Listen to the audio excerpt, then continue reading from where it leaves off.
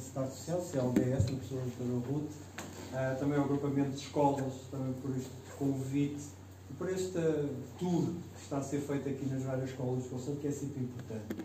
Relativamente a este tema, que é um tema premente e que tem por base muito a nossa experiência, quer na Explicolândia rede, porque a Explicolândia é uma rede de centros de estudo online presencial no país, nasceu aqui em Sacavém, mas já temos 18 anos de experiência, por isso também é um know-how importante também para poder partilhar com os pais muitas situações, e esta é uma delas.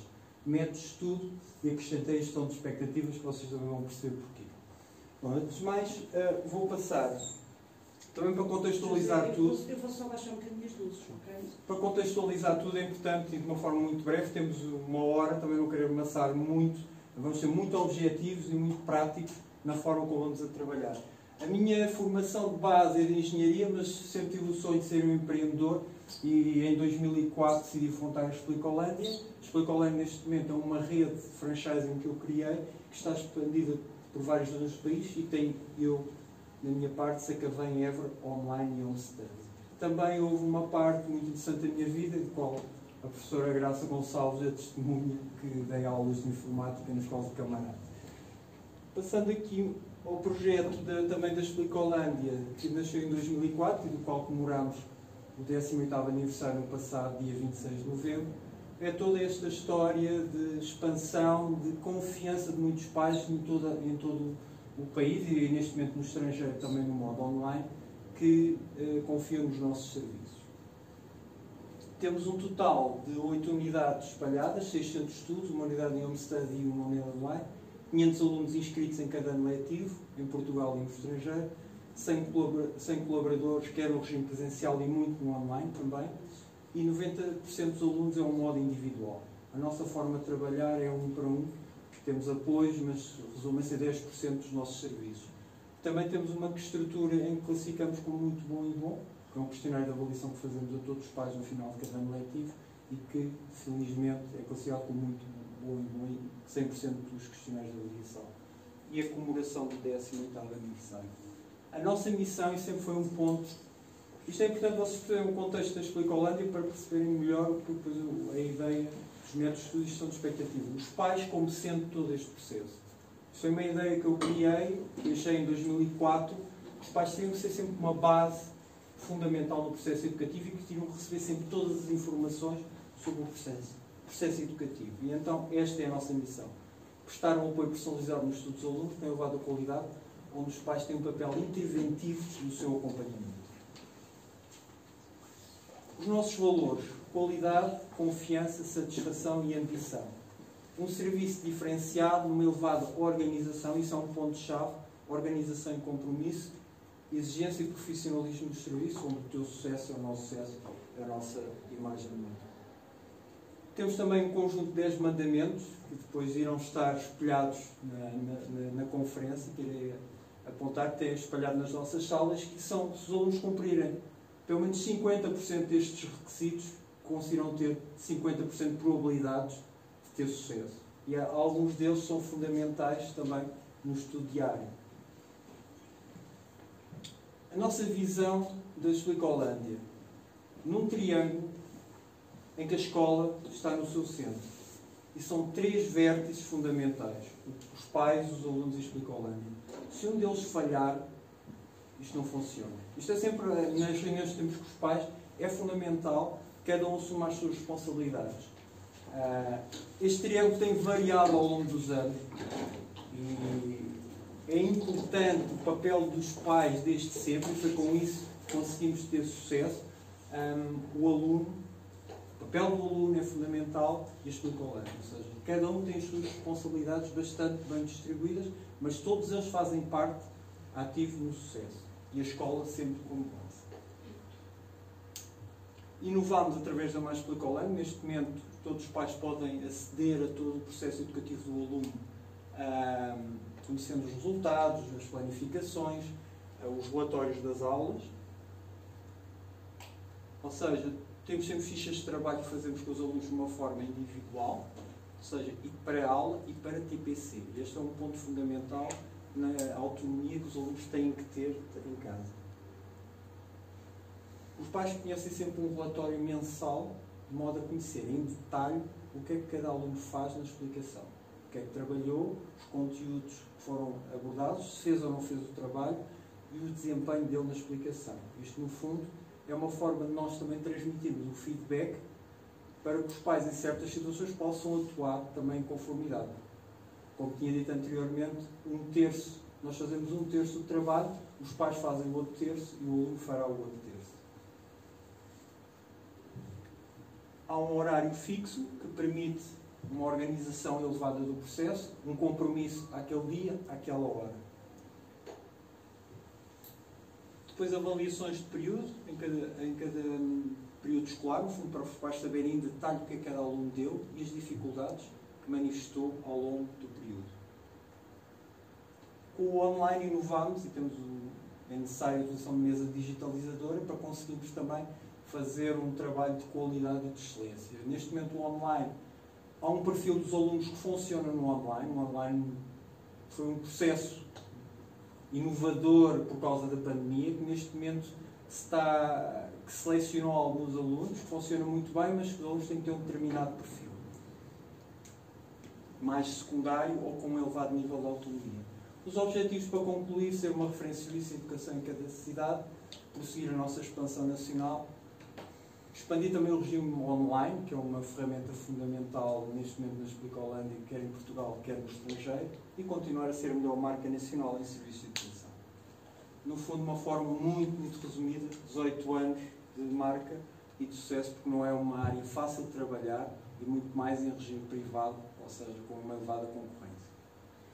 Por isso, feita uma apresentação, vamos àquilo que nos interessa, no fundo, métodos de estudo. É fundamental criar um plano de estudo semanal. Mas o que é um plano de estudo? Há várias formas de fazer um plano de estudo. Ou seja, primeiro perceber qual é o método mais adequado e cada aluno tem a sua especificidade. Pode ser escrito, através de exercícios e resumos. Pode ser oral, através de repetição e leitura. Visual, através de esquemas e resumos. Às vezes há muitos pais que dizem fazer esquemas e resumos. Sim, mas isso não funciona para todas as disciplinas. Normalmente a matemática é praticar com exercícios. E depois auditivo, gravar e ouvir. E consideramos que são estes 4 os temas, os 4 métodos que podem ser utilizados para cada aluno. Depois, dar motivação para estudar e sentir-se acompanhado. É necessário ter algum tempo para, pelo menos, estar com eles. Não é estar com eles a estudar, mas pelo menos ver o que é que eles estão a fazer e acompanhar o estudo deles. Identificar as disciplinas que deve estudar em cada dia. Vocês já vão perceber o que é que eu quero dizer com esta parte. O trabalho tem sempre por base a realização dos TPCs da escola, ou caso não existam TPCs da escola, eles têm os manuais escolares, ou ainda mais os livros de atividades. E é por aí que devem fazer todos esses exercícios. Nós, como sempre explicou, os manuais da escola são da escola, e então nós usamos as nossas fichas de trabalho específicas. Okay?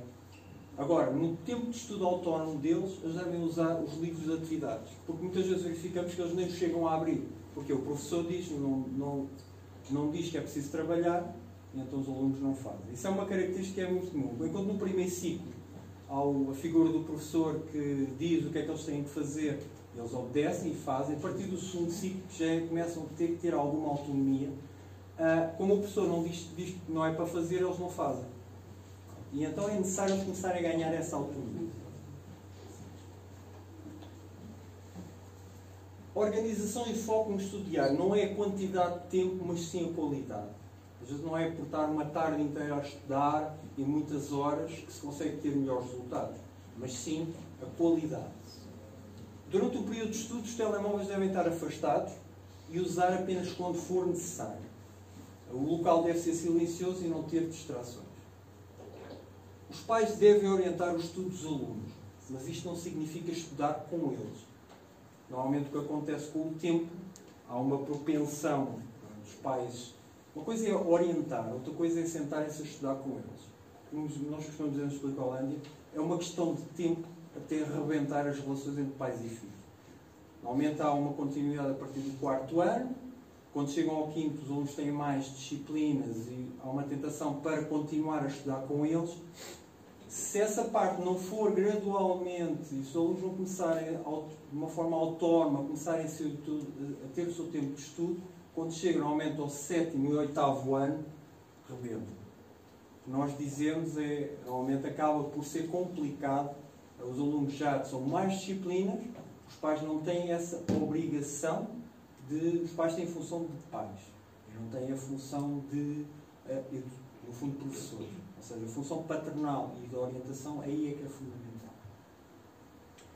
Não confiar em demasia. Às vezes verificamos que os alunos dizem, não, agora é que eu vou estudar, agora... Ok, é importante essa intenção, mas estar sempre atento. O desenvolvimento e crescimento implica alguma instabilidade emocional a partir normalmente do 3º ciclo, que é quando eles entram na adolescência e são um pouco voláteis em termos do seu estado de espírito. Ou seja, eles podem estar períodos melhores, mas depois há períodos que não estão tão bem e tão focados. Por isso é que é preciso não confiar em demasia no que eles dizem. O estudo é diário, com as atividades, quais as prioridades. Primeiro as prioridades e depois as vontades. Isto é muito importante numa altura em que os alunos têm imensas atividades extracurriculares. Eu estou a fazer isto também com a experiência de 18 anos. Isto é um problema neste momento de gerir, porque há alunos que estão exacerbados de atividades extracurriculares. E às vezes tem que se ver o que é prioritário. Isto é uma pergunta muito factual, que é, tem música, ginástica, natação, futebol, tudo tem o seu tempo. E é preciso perceber o que é prioritário. Não é? Esse equilíbrio é fundamental ser feito e cada pai saberá o que é melhor. Mas no limite, primeiro são as prioridades e depois as vontades. É fundamental existir um equilíbrio entre a escola e as atividades complementares, mas como tinha dito, é importante definir as prioridades. E o que é mais importante para o aluno no futuro? Ou seja, nós vemos, muitas vezes, o aluno tem que estudar, tem um teste na segunda-feira, mas tem um compromisso de futebol, não está atividade, lega ao estudo, mas depois quer resultados. Há que definir prioridades. Ou seja, nós temos que perceber o que é que queremos. Sei que é muito difícil às vezes fazer essa compatibilização. É possível, há casos alunos, mas obriga um rigor, uma organização extrema. Mas temos que perceber o que é que queremos. Porque depois não podemos querer resultados, e toda a gente quer bons resultados, mas sem trabalho. Algo que não deve ser feito é retirar das atividades extra como castigo. É muito comum, se não tiver resultados, retirar das atividades. Não, deve ser tentar reajustar. Ou seja, muitas vezes é nas atividades extra que eles conseguem também ter aqui pontos de alguma expansão, de algum prazer, de libertação, é fundamental. Agora, tem que ser fazer esse equilíbrio. Retirar totalmente pode ser prejudicial. Eu queria-vos apresentar aqui um método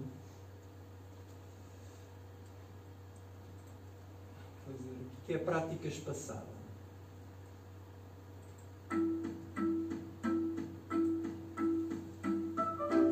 Pode ser interessante em termos daquilo que nós vamos ver assim. Já não te lembras de nada?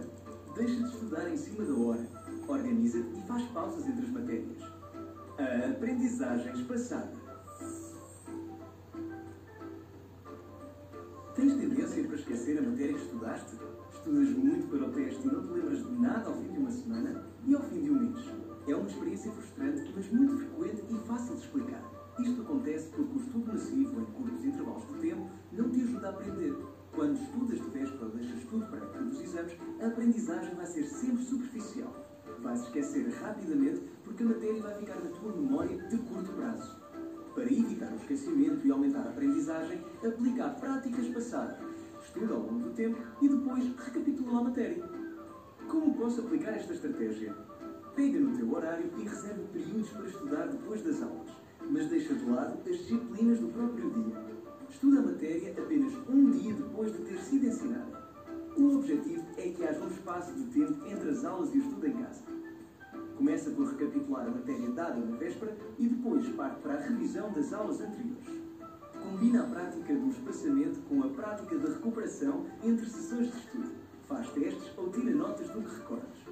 Aprendes mais se estudares 2 horas de cada vez em 2 dias diferentes do que em 4 horas seguidas no mesmo dia, mesmo fazendo intervalos. Quando recorres à aprendizagem espaçada, podes fazer pausas com diferentes durações. No início, podes recapitular a mesma matéria em 2 dias seguidos, mas para manter o conhecimento na memória durante mais tempo, deves recapitular a mesma matéria com um intervalo de vários dias ou em semanas diferentes. Portanto, quanto mais tempo quiseres prolongar uma aprendizagem, maior deverá ser o espaçamento para a reaprendizagem. Isto também te ajuda a gerir melhor o teu tempo, a sentir mais confiança e a reduzir o stress. Quando organizas o tempo de estudo, é mais fácil estar focado e consolidar o conhecimento. Além disso, sabes quando estás livre e ainda evitas os riscos do estudo intensivo na véspera das avaliações. Se ainda não estás convencido, fica a saber que esta técnica até exige que descanses para aprender. E qual é a melhor maneira de descansar? Vários estudos recentes mostram que a melhor forma é o repouso vigilante. Basicamente significa não fazer nada. A forma de descontrair faz toda a diferença no processo de aprendizagem e memorização. É como os alongamentos que fazes depois de uma corrida. Estudos recentes têm mostrado que quando fazes uma pausa e descansas de forma vigilante, sem fazer nada, acabas por memorizar mais informação do que se passares um intervalo distraído com jogos ou no smartphone.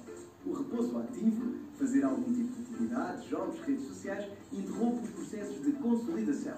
O repouso vigilante reforça esses processos, facilitando a retenção do conhecimento. Lembra-te sempre, o espaçamento implica fazer pausas entre períodos de estudo e recapitular a matéria ao longo do tempo. Para aprender e memorizar bem, o modo como estudas faz toda a diferença. Pequenas mudanças, grandes resultados.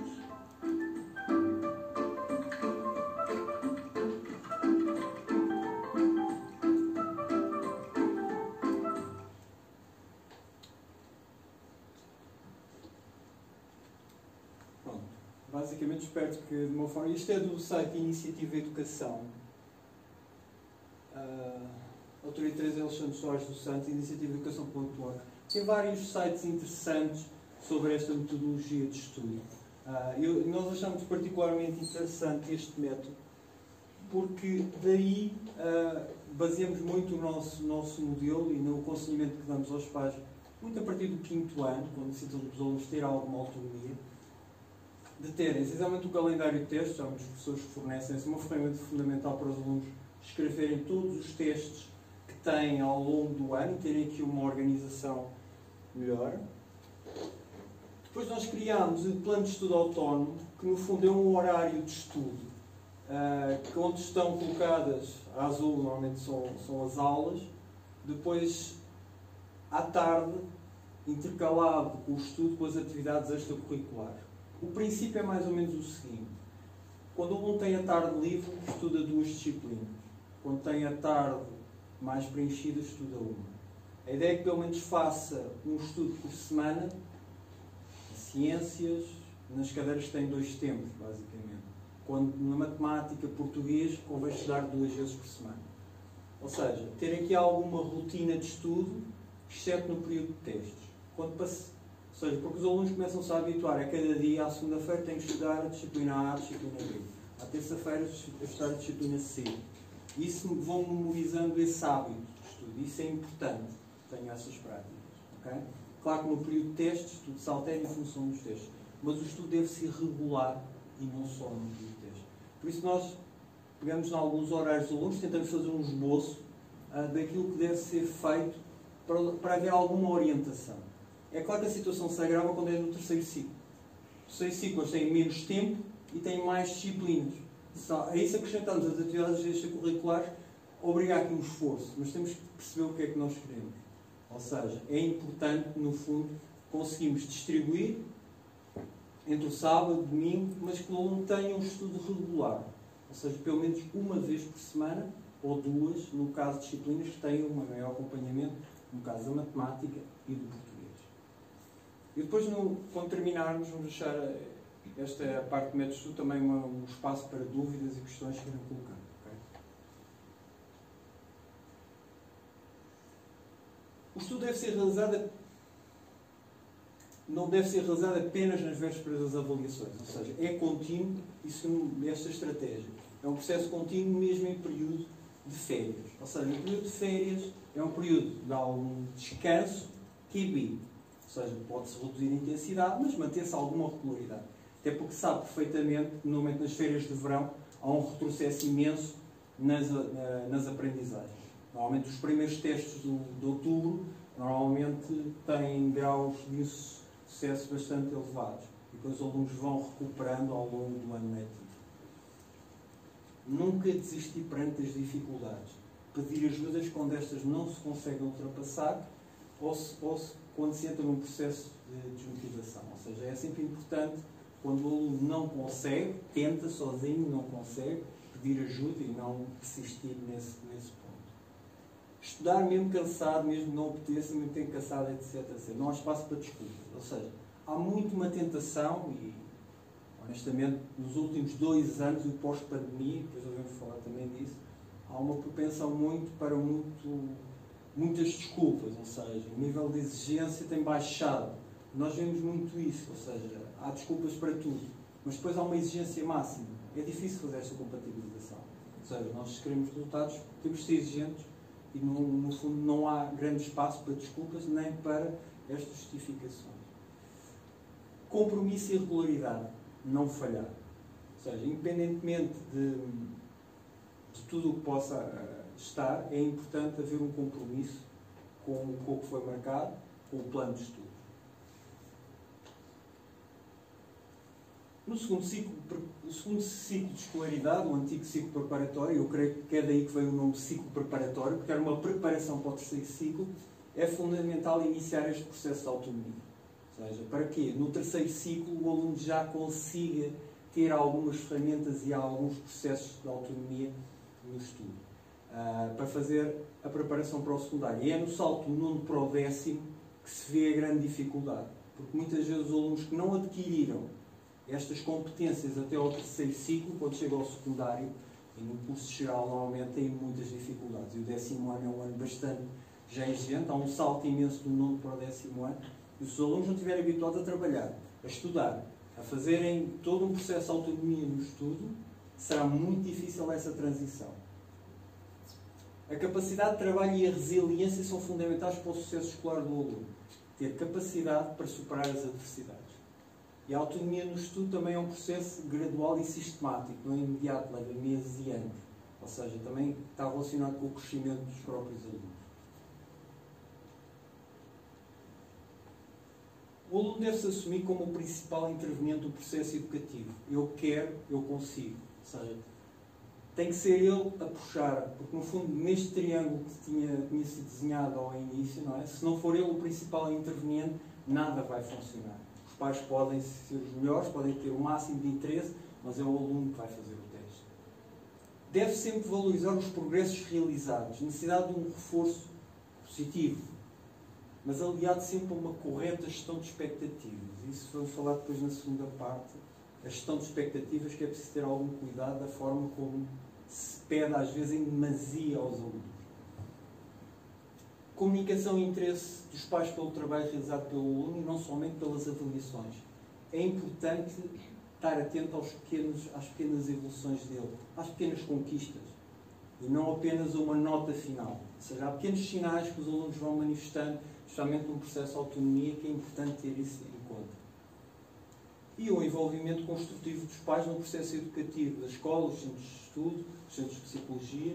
No fundo, ouvir sempre todas as partes, porque há sempre pontos de vista diferentes e a realidade, o comportamento dos alunos na escola, nos centros de estudo, em casa, são bastante diferentes. E as perspectivas são bastante diferentes e é preciso ter isso e atenção.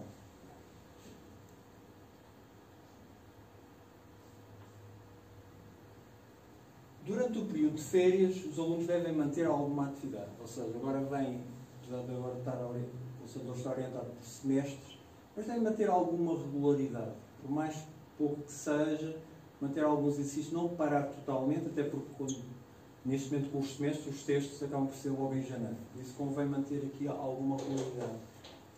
Quem deve decidir o que fazer?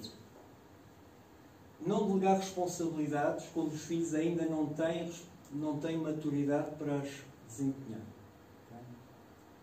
Este é um ponto que é importante eles estarem por dentro, mas essencialmente os pais são os encarregados de educação e são eles que têm a responsabilidade, no fundo, de ter essas funções. Ou seja, há situações que às vezes nós vemos que é responsabilidade parental e os pais têm que decidir, não são os alunos, porque eles não têm maturidade para perceber o que têm. Uma frase que é uma frase célebre, que não se deve dizer à frente, ou seja, o pai e a mãe também não entendiam nada de matemática. Ou seja, isto no fundo quando se diz isto à frente de um filho, não é? No fundo está-se a justificar o insucesso dele. A partir daí se está a dar outro. É uma frase que é muito corrente, mas nunca se deve dizer à frente do filho.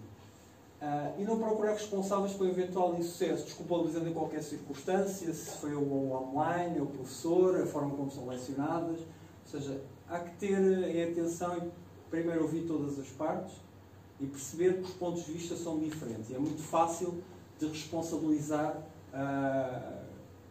o principal interveniente, que é o aluno. Por isso é preciso ter alguma atenção nesta situação.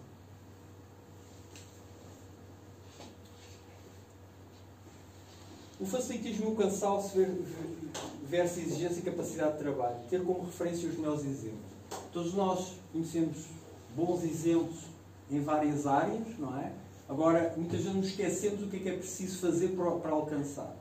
E essa parte às vezes é complicada. Todos nós queremos ser A, B ou C, um jogador famoso de futebol, um ator, um grande cientista, mas muitas vezes não sabemos o esforço que foi necessário e a capacidade de trabalho para lá chegar. E muitas vezes devemos ter essa parte também como exemplo. Organização, regras e motivação são premissas fundamentais no crescimento da criança e dos jovens.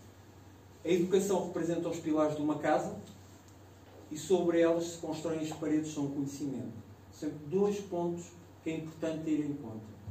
A educação e o conhecimento. São duas vertentes e cada um tem atores que são responsáveis por estes dois pilares. E nunca esquecer que a educação é a ferramenta mais poderosa para evoluirmos como pessoas e conseguirmos mudar o mundo.